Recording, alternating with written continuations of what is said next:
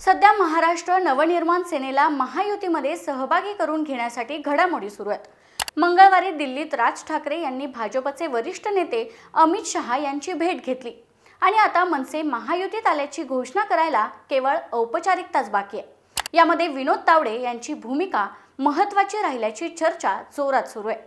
महायुतीला मनसेची गरज का आहे आणि त्यामुळे विनोद तावडे यांचं मिशन मनसे का ठरलं हेच आपण या व्हिडिओतून जाणून घेऊयात। नमस्कार, मी प्रतीक्षा ननावरे आणि तुम्ही पाहताय फॉर द पीपल न्यूज। पुढे जाण्यापूर्वी आपणास एक विनंती, आपण आमच्या चॅनलला म्हणजेच फॉर द पीपल न्यूज चॅनलला सबस्क्राइब, लाईक व फॉलो करा।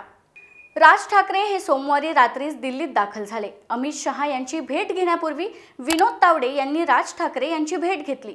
यावेळी तावडेंची भूमिका ही महत्त्वाची मानली जाते।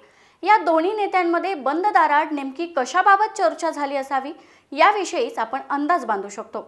सध्याची महाराष्ट्रातील राजकीय परिस्थिती आणि लोकसभेच्या जागा वाटपावर दोन्ही नेत्यांमध्ये चर्चा झाल्याची माहिती आहे।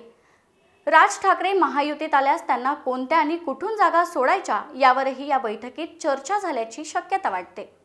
विनोद तावडे हे राज ठाकरे यांना महायुतीमध्ये आणण्यात महत्त्वाची भूमिका बजावताना दिसून येत आहेत। राज ठाकरे भाजपला का हवेत हे जर आपण समजून घेतलं तर तावडेंचं मिशन मनसे लक्षात येतं। आता उद्धव ठाकरे भाजप सोबत नाहीत, तसेच शिवसेना फोडून भाजपने एकनाथ शिंदे आणि त्यांच्यासोबत बहुतांश आमदार व खासदार सोबत आणले। हे खरं असलं, परंतु शिवसैनिक उद्धव ठाकरेंसोबत दिसतायत। सहानुभूती उद्धव ठाकरेंना मिळतेय। अशा स्थितीत उद्धव यांच्यावर अटॅक करण्यासाठी राज ठाकरे यांच्यासारखा दुसरा नेता नाही, त्यामुळे ते सोबत असणं ही भाजपची गरज बनली। दुसरीकडे राज यांनाही राजकारणात पुन्हा सूर गवसण्यासाठी आधाराची आवश्यकता आहे। तो मोदींमिळून मिळू शकतो आणि एखाद दुसरा खासदार निवडून आला तर जोरदार सुरुवात पुन्हा एकदा होऊ शकते। हे गणित राज ठाकरे यांच्या डोक्यात असणार, त्यामुळे त्यांनीही महायुतीत सामील होण्यास अनुकूलता दाखवली असणार। खरं तर यामध्ये विनोद तावडेंनी उत्तम भूमिका बजावत बेरजेचं राजकारण केलं आहे।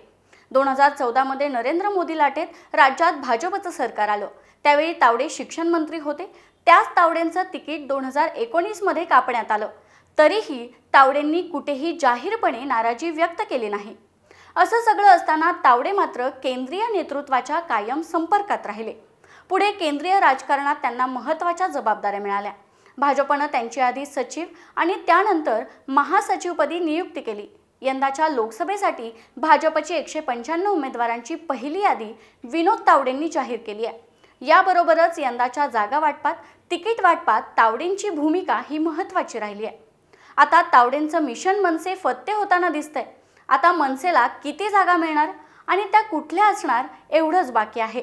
याविषयी तुम्हाला काय वाटतं ते कमेंट बॉक्समध्ये नक्की लिहा आणि अशाच नवनवीन व्हिडिओजसाठी फॉर द पीपल न्यूज चॅनलला यूट्यूब व फेसबुकवर सबस्क्राइब करायला विसरू नका। धन्यवाद।